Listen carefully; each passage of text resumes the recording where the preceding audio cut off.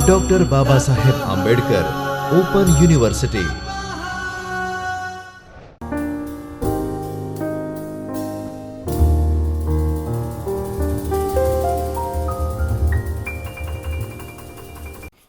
नमस्कार मित्रों, मैं डॉक्टर वनमाला भाविस्कर doctor Baba Saheb Ambedkar open university के चैतन्य स्टूडियो में आप सभी का हृदयपूर्वक स्वागत करती हूँ।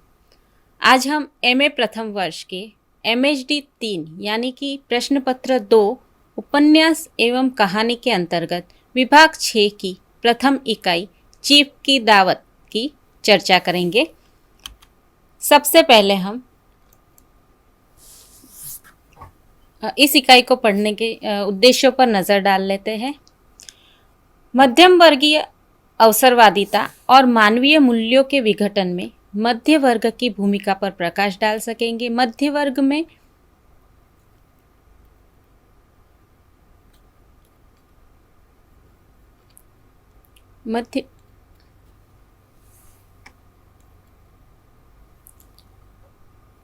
सचिन भाई,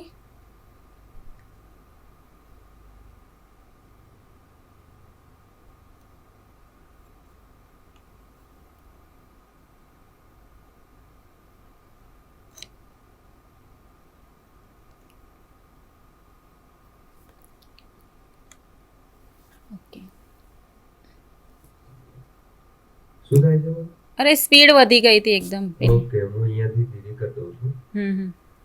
ओके।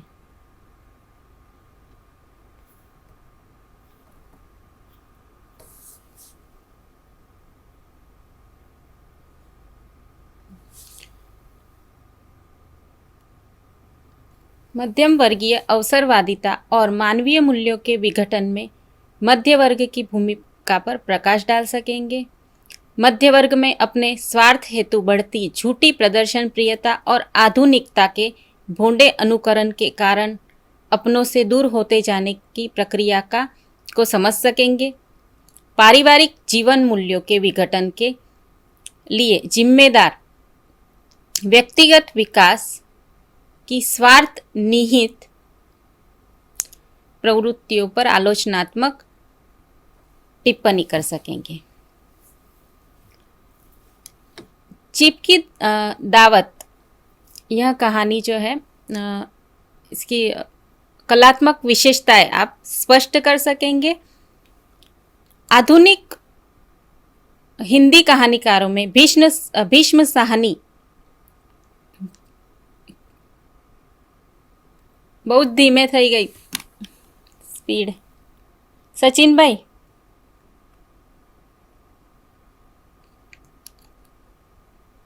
हिंदी कहानीकारों में भीष्म साहनी के विशिष्ट स्थान को रेखांकित कर सकेंगे। स्वातंत्र्योत्तर हिंदी कथा साहित्य में भीष्म साहनी का अलग स्थान है। वे हिंदी की नई कहानी के जाने माने हस्ताक्षर हैं। इनका जन्म रावलपिंडी में हुआ था। भीष्म साहनी जी का जन्म रावलपिंडी पाकिस्तान में 8 अगस्त 1915 को हुआ था तथा मृत्यु 11 जुलाई 2003 में हुई थी। ऐसे महान लेखक, बहुत बड़ी हस्ती है इनका। आइए हम व्यक्तित्व और कृतित्व पर नज़र डाल लेते हैं। लाहौर कॉलेज से अंग्रेजी से एमए करने के बाद उन्होंने अपनी लेखनी चलानी शुरू की थी। वे दिल्ली विश्वविद्यालय में अध्यापक तथा अखिल भारतीय प्रगतिशील लेखक संघ के महामंत्री भी रह चुके थे। दलित और शोषित वर्ग के प्रति सहानुभूति के लिए इनकी कहानियों में वर्तमान जीवन की विसंगतियों का तीखा व्यंग मिलता है। ये अपनी कहानियों में छोटे छोटे पारिवारिक संदर्भों में व्यक्ति की अनुभूतियों का मार्मिक चित्रण करते हैं। भीष्म साहनी, इनकी कहानियों में केंद्रीय बिंदु है मध्यम वर्गीय जीवन के विविध पहलुओं का पूरी संवेदना के साथ चित्रण। मार्क्सवादी विचारधारा के कारण उनके पास कला और साहित्य का एक प्रगतिशील दृष्टिकोण है। आइए अब हम ऐसी महान हस्ती का कृतित्व परिचय प्राप्त कर लेते हैं। भीष्म साहनी सफल उपन्यासकार, कहानीकार एवं नाटककार ही नहीं बल्कि निबंधकार और पत्रकार भी रह चुके थे। तमस उनका सबसे अधिक प्रसिद्ध एवं हिंदी साहित्य अकादमी से पुरस्कृत उपन्यास है। यह विभाजन की दुर्घटना पर लिखा हुआ एक महत्वपूर्ण उपन्यास है। इस पर बनी दूरदर्शन सीरियल भी काफी चर्चित रही। इसके अलावा इन्होंने झरोखे कड़िया तथा मैयादास की माड़ी आदि उपन्यास लिखे हैं। इनके कहानी संग्रहों में पहला पाठ, भटकती राख, भाग्य रेखा, पटरिया, वागजू, अमृतसर आ गया है आदि प्रमुख हैं। इनके नाटकों में हानुश, कबीरा खड़ा बाजार में और मुआवजे आदि उल्लेखनीय हैं। आइए अब हम इस कहानी की कथा वस्तु पर नजर डाल लेते हैं। मित्रों, आप सभी जानते हैं कि कहानी 6 तत्व का जो विश्लेषण होता है 6 तत्वों के आधार पर होता है। पहला कथा वस्तु, चरित्र चित्रण, संवाद, वातावरण, भाषा शैली और उद्देश्य। चीप की दावत की कथा वस्तु को तो हम देखेंगे ही, चरित्र चित्रण की भी हम बात करेंगे। बारी बारी से हम इन्हीं 6 तत्वों पर इस कहानी का विश्लेषण करेंगे। आइए सबसे पहले हम बात करते हैं कथा वस्तु की। चीफ की दावत कहानी को सरलता से समझने के लिए 2 भागों में बांटा जा सकता है। कहानी घटना प्रधान है। उसी के आधार पर इस कहानी के पहले भाग में चीफ की दावत का आयोजन, पूर्व तैयारी और मुख्य प्रतिनिधि पात्र शामनाथ की मानसिकता का वर्णन रख सकते हैं। दूसरे भाग में दावत के लिए चीफ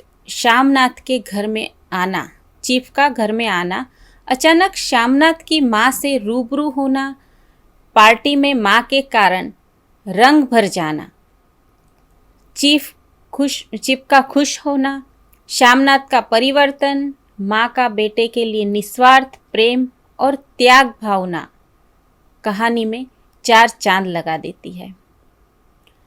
कहानी सहज रूप से प्रारंभ होती है। आज मिस्टर शामनाथ के घर चीप की दावत थी। शामनाथ और उनकी धर्म पत्नी को पसीना पोंछने तक की फुर्सत न थी। चीप पर अपनी अभिजात्य शैली का सिक्का जमाने के लिए और अपनी हर कमजोरी को छुपाने के लिए वे घर को नए तरीके से सजाते हैं। परंतु सहसा शामनाथ के सामने अड़चन खड़ी हो गई। माँ का क्या होगा? सोचने के बाद श्रीमती ने सुझाव दिया कि एक दिन के लिए बूढ़ी माँ को उनकी सहेली के घर भेज दिया जाए। किंतु शामनाथ उससे सहमत नहीं होते।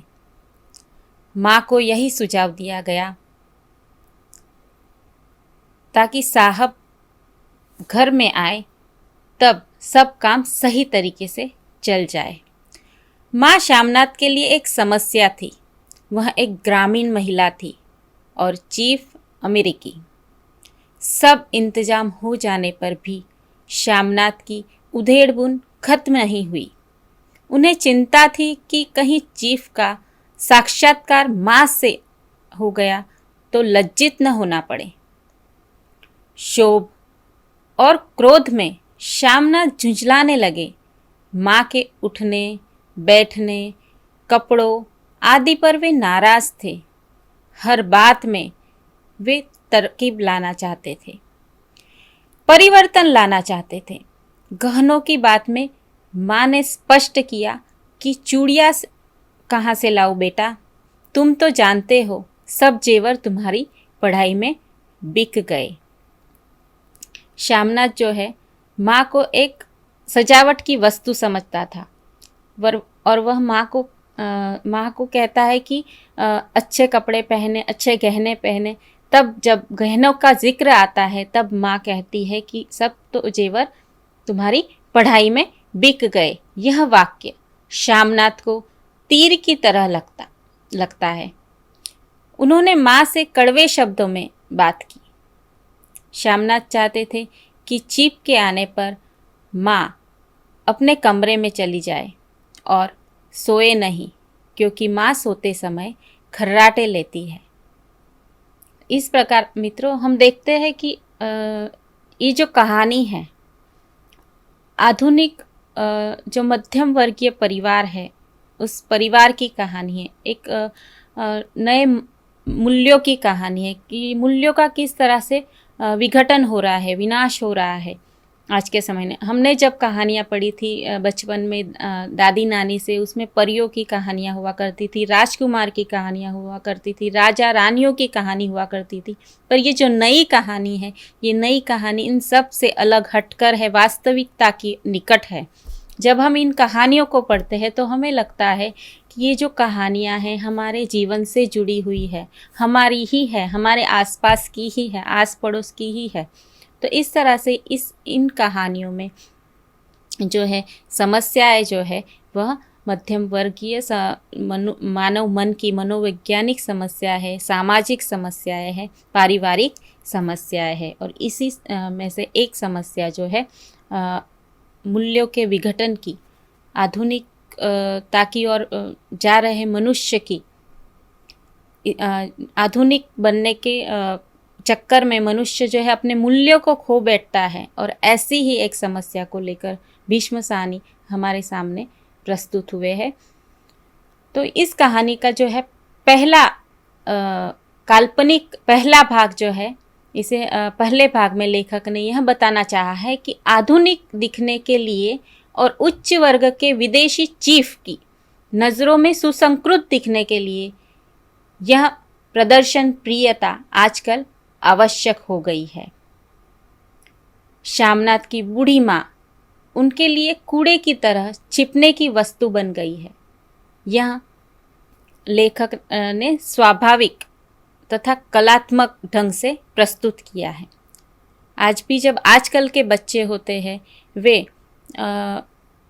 अपने माता पिता या अपने दादा दादी को छुपाते हैं, अपने घर की जो वास्तविक परिस्थिति को है उसे छुपाते हैं। जब कोई हमारे घर आने वाला होता है तो हम घर को जो रोज़मर्रा की चीज़ें जहाँ पर रखी हुई होती है वहाँ पर हटा करके हम साज सजावट में लग जाते हैं, ठीक करने लग जाते हैं। तो ये प्रदर्शन प्रियता किस तरह से हानिकारक बन जाती है, यह बात इस कहानी में बखूबी दर्शाई गई है। और इसी तरह कहानी का जो है कलात्मक ढंग से विकास होता है। दूसरे भाग में इसमें दावत के समय की स्थितियाँ, पति पत्नी का व्यवहार, माँ की दुर्दशा वाली स्थिति आदि का वर्णन है। पहले भाग में हमने देखा कि किस तरह से जो है श्यामनाथ जो है वह चिंतित है, माँ कहीं सामने ना आ जाए चीफ के, और माँ को जब चीफ होंगे तब कहाँ छुपाया जाए, किस तरह से माँ का पहरवेश बनाया जाए, माँ को किस तरह से हिदायतें दी जाए, वो सोए नहीं ताकि उसके खर्राटों की आवाज़ बाहर ना आए। तो इस तरह की हिदायतें जो है श्यामनाथ अपनी माँ को देते हैं। श्यामनाथ माँ को कहाँ छुपाए, इसके चिंता में जो पहला भाग जो है वह पूरा होता है। अब दूसरे भाग में जो है उसकी जो स्थिति है हमारे सामने रखी गई है। जब चीफ जो है पधार चुके हैं घर में अतिथि बनकर, तब क्या स्थितियाँ परिस्थिति बनती है, इस पर हम नज़र डालते हैं। माँ की दुर्दशा वाली स्थिति आदि का वर्णन इस भाग में है। पार्टी के प्रारंभ में पाश्चात्य सभ्यता के अनुसार शराब का दौर रात को लगभग 10:30 बजे तक चला। साहब को विस्की पसंद आई, मेम साहब को पर्दे पसंद आए। श्यामनाथ की पार्टी सफलता के कदम चूमने लगी थी। जब मेहमान खाने के लिए उठे तब चीफ की मुलाकात अनायासी एकदम से श्यामनाथ की माँ से हो जाती है। चीफ की हाउ डू यू डू तथा नमस्ते का जवाब माँ ठीक से नहीं दे पाती। तब सब लोग हंसने लगते हैं। साहब माँ पर खुश थे। उन्हें गांव के लोग बहुत पसंद थे। उन्होंने माँ से एक पुराना गीत सुनाने को कहा और बेटे ने गंभीर आदेश कर माँ जब आदेश दिया श्यामनाथ ने, तो अपने बेटे का आदेश पालकर माँ ने भी पुराना विवाह का गीत गाया। बरामदा तालियों से गूंज उठा। माँ ने पार्टी में नया रंग भर दिया। आगे पंजाब की दस्तकारी की बात निकलने पर श्यामनाथ ने उन्हें एक सेठ भेंट करने का भी वादा किया। परंतु साहब दुकानों की चीज नहीं मांगते। वे जानना चाहते थे कि पंजाबियों के घरों में क्या बनता है, औरतें खुद क्या बनाती है। और इस श्यामनाथ ने बताया कि लड़कियां जो है गुड़िया बनाती है और औरतें फुलकारियाँ बनाती हैं। फुलकारी का मतलब समझाने माँ अंदर से अपनी पुरानी फुलकारी ले आई। साहब की रुचि देख श्यामनाथ ने उन्हें माँ एक नई फुलकारी बना देगी ऐसा वादा कर दिया। तो इस तरह से जो है श्यामनाथ जो है चीफ की चापलूसी में लग जाता है। चीफ की जो है बहुत अच्छे ढंग से मेजबानी करता है ताकि उसे आगे बढ़ती मिले, और इसी चक्कर में वह चीफ की जो है बहुत ही खातिरदारी करता है। कहानी के इस भाग में लेखक दिखाना चाहते हैं कि श्यामनाथ चीफ की खुशामद किस तरह से कर रहा है। खुशामद करने के प्रयत्न में अपनी माँ का उपयोग भी वह करता है। इतना स्वार्थी हो गया है कि उसे उसकी माँ का आत्मसम्मान भी नहीं नजर आता। जब साहब तालियां पीटना बंद ही न करते, तब श्यामनाथ की खींच प्रसन्नता की ओर गर्व में बदल जाती। श्यामनाथ जो है जब चीफ की मुलाकात माँ से होती है तो बहुत ही तनाव में आ जाता है, बहुत ही खींच जाता है कि माँ को क्या ज़रूरत थी चीफ के सामने आने की। लेकिन जब चीफ की मुलाकात श्यामनाथ की माँ से होती है और माँ को देखकर चीफ खुश होते हैं, तब उसकी जो और तालियां बजाते हैं। जब माँ ने गीत गाया उस पर चीफ और सारी जो वहाँ की प्रजा थी वो तालियां पीटने लगती है। तब श्यामनाथ की जो खींच है वो प्रसन्नता में बदल जाती है। कहानी के दूसरे भाग में माँ की स्थिति का प्रदर्शन और बुरा हो जाता है। माँ की स्थिति जो है दुर्दशा जो है हो जाती है। कमज़ोर नज़रों के कारण माँ की सक्षम न होने के बावजूद श्यामनाथ साहब के लिए फुलकारी बना देने का आदेश दे देते हैं। उन्हें पता है, श्यामनाथ को पता है कि उसकी माँ की जो आंखें हैं वह इतनी तेज़ नहीं है, बूढ़ी हो चुकी है। फिर भी वह जो है अपनी माँ को आदेश देते हैं कि वे साहब के लिए फुलकारी बना दे। माँ वहाँ से अपने कमरे में जाकर छल छल आंसू बहाने लगती है। आधी रात को मेहमान जा चुके थे। तब श्यामनाथ ने माँ को आलिंगन में भरा और बेहद खुश होकर वे बोले, ओ अम्मी, तुमने तो आज रंग ला दिया। साहब तुमसे इतना खुश हुआ कि क्या कहूँ। ओ अम्मी, ओ अम्मी। जिस माँ की उपस्थिति को लेकर वे आशंकित थे, वही माँ चीफ को प्रभावित करने का माध्यम बन गई। श्यामनाथ ने माँ से कहा कि अगर तुम साहब के लिए फुलकारी बना दोगी तो साहब खुश होकर मुझे तरक्की देगा। माँ के चेहरे का रंग बदलने लगा। धीरे धीरे झुर्रियों से भरा मुंह खिलने लगा। आँखों में हल्की हल्की चमक आने लगी। तो तेरी तरक्की होगी बेटा, तो मैं बना दूंगी। ऐसा कहकर माँ दिल ही दिल में फिर बेटे के उज्जवल भविष्य की कामनाएं करने लगी। तो इस प्रकार आपने देखा कि माँ का निस्वार्थ प्रेम और बेटा कितना स्वार्थी है कि अपनी माँ की जो है कमज़ोर नज़रों की परवाह किए बिना उसे सिर्फ अपनी तरक्की ही दिखाई पड़ती है। तो कहानी यथार्थवादी, यह जो कहानी है हम कह सकते हैं कि यथार्थवादी कहानी है। श्यामनाथ और माँ के चरित्र में ज़मीन आसमान का अंतर है। अब हम कहानी के दूसरे तत्व की बात करते हैं, पात्रों का चरित्र चित्रण। पात्रों में बहुत ही कम पात्र है। कहानी जो नई कहानियाँ होती है, इनका कहानियों में जो है पात्र बहुत ही कम होते हैं लेकिन बहुत ही प्रभावी होते हैं। जैसे कि चीफ, शामनाथ, कहीं पर शामनाथ की पत्नी का जिक्र भी हुआ है। चीफ की पत्नी का भी थोड़ा सा ज़्यादा प्रत्यक्ष रूप के में वह सामने नहीं आई हैं। और माँ, ये प्रमुख चीफ, शामनाथ और माँ का जो चरित्र है, पात्र है, वह प्रमुख है। तो चरित्र चित्रण की दृष्टि से इस कहानी में मुख्य चरित्र शामनाथ का है। माँ का चरित्र भी महत्वपूर्ण है और वह शामनाथ की अवसरवादिता और स्वार्थ को उघाड़ने में मदद करती है और साथ ही अंत में मुख्य प्रतिनिधि पात्र को मनचाहा प्राप्त करने में भी सहायक बनती है। बाकी ये अन्य पात्र चीप की पत्नी, शामनाथ की पत्नी आदि कथानक के विकास के लिए योग्य है।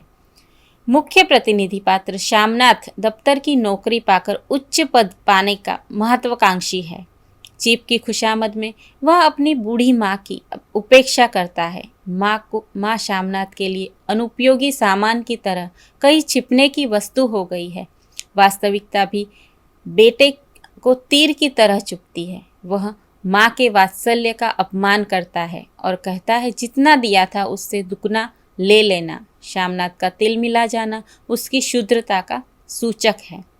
कहानी के अंतिम भाग में चीप को भेंट देने के लिए फुलकारी बनाने का आदेश शामनाथ माँ को देता है, यह जानते हुए भी कि माँ की नज़र कमज़ोर है और फुलकारी बनाने के योग्य नहीं। यह बात उपेक्षणीय है। माँ का चरित्र बड़ा दयनीय बताया गया है। माँ वात्सल्य की प्रतिमा के रूप में चित्रित हुई है।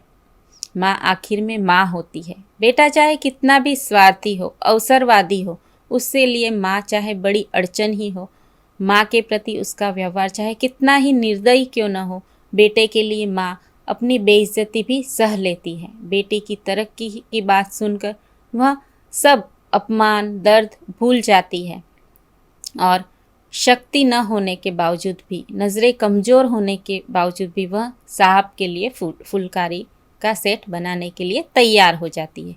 शामनाथ की पत्नी घर की सजावट, विशेषतः ड्राइंग रूम की सजावट के लिए विशेष चिंतित है। आधुनिक दिखने के लिए और उच्च वर्ग के विदेशी चीप की नज़रों में सुसंस्कृत दिखने के लिए यह प्रदर्शन प्रियता उनके लिए आवश्यक हो गई है। वह एक कुशल गृहिणी है जो पति की तरक्की में हाथ बटाना चाहती है। वह पति की सफलता में सहभागी होना चाहती है। वह पति की हाँ में हाँ भरती है। अब हम चीप की यदि बात करें तो चीप इस कहानी का उतना ही महत्वपूर्ण अंग है जितना शामनाथ। इस कहानी में चीफ विदेशी पात्र है। जो मुख्य अतिथि के लिए चीप शब्द का प्रयोग हुआ है। चीप की दावत कहानी में चीफ की खुशामदी को महत्व दिया गया है। चीप को खुश करना ही शामनाथ का एकमात्र उद्देश्य है। चीप भी इस खुशामदगिरी का लुप्त उठाते हुए नजर आता है। वह शामनाथ की माँ से मिलकर खुश होता है क्योंकि गांव के लोग उसे बहुत पसंद है। वे मुख्य प्रतिनिधि पात्र शामनाथ की माँ को गाना गाने के लिए कहकर माँ को उपहास का पात्र बना देता है। तो इस तरह से जो है चीप मुख्य पात्र न होकर भी चीप शीर्षक में जो है उसका उसी के नाम से शीर्षक रखा गया है। यह एक भीष्म साहनी की इस कहानी की खास बात है। अब हम संवाद की यदि हम बात करें तो इस कहानी में संवाद चोट करने वाले और चरित्रों की मानसिकता का उद्घाटन करने वाले हैं। चीप के आने पर माँ उनके सामने उपस्थित न हो, इसलिए शामनाथ माँ को गंभीर आदेश भी देता है और क्रोधित भी हो जाता है। माँ ने जब कहा, चूड़ियाँ कहाँ से लाऊं बेटा, तुम तो जानते हो सब जेवर तुम्हारी पढ़ाई में बिक गए। तब शामनाथ तिनक कर बोले, यह कौन सा राग छेड़ दिया माँ? माँ सीधा कह दो नहीं है जेवर, बस इससे पढ़ाई वढ़ाई का क्या ताल्लुक। जो जेवर बिका तो कुछ बनकर ही आया हूँ, जितना दिया था उससे दुगना ले लेना। इस प्रकार अंतिम संवादों में माँ का चरित्र उभर कर आता है। शामनाथ के संवादों में भी नमी आ जाती है। माँ के हरिद्वार जाने की इच्छा प्रकट करने पर शामनाथ कहता है, माँ तुम मुझे धोखा देकर यूं चली जाओगी, मेरा बनता काम बिगाड़ोगी। जानती नहीं साहब खुश होगा तो मुझे तरक्की मिलेगी। माँ चुप हो गई, फिर बेटे के मुंह की ओर देखते हुए बोली, क्या तेरी तरक्की होगी? क्या साहब तेरी तरक्की कर देगा? क्या उसने कुछ कहा है? इस प्रकार ये संवाद जो है चोटदार, भावपूर्ण एवं हृदय द्रावक बन पाए हैं। ये जो कहानी है, इस कहानी की जो भाषा है बहुत ही सरल है और इससे जो है संवाद बहुत ही प्रभावी बन पड़े हैं। अब हम वातावरण और देशकाल की यदि बात करें तो चीफ की दावत पंजाबी परिवार की कहानी है। भारतीय संस्कृति यहाँ गुम होती नजर आ रही है। पाश्चात्य संस्कृति भारतीय संस्कृति पर हावी होती जा रही है। हमारे यहाँ अतिथि देवो भव और माँ का दर्जा भी बहुत ही ऊपर रखा गया है। तो यहाँ पर जो है इस कहानी में भारतीय संस्कृति लुप्त होती जा रही है। भारतीय जो संस्कार है, माँ के प्रति जो प्रेम, जो आदर होना चाहिए, यहाँ लुप्त हो गया है। और बाह्य आडंबर भारतीयों ने सहजता से अपना लिया है, चाहे फिर उससे पारिवारिक रिश्तों का विघटन ही क्यों ना हो। तो चीफ की दावत में चीफ को खुश करने के लिए, पदोन्नति के लिए चक्कर में भोजन से पहले ड्रिंक का दौर रात के लगभग 10:30 बजे तक चलता है और हंसी मजाक कहे आदि पश्चिमी सभ्यता के सूचक है। इस प्रकार पार्टी के अनुकूल वातावरण भी दिखाया गया है। भाषा शैली की जैसे कि हमने बात की तो भाषा बहुत ही सरल है। पंजाबी व्यक्ति द्वारा हिंदी में लिखी गई कहानी है। भीष्म साहनी पंजाबी है और उनके द्वारा जो कहानी है ये हिंदी में लिखी गई है। तो उपन्यास की तुलना में उनकी जो भाषा है बहुत ही सरल और सुबोध है।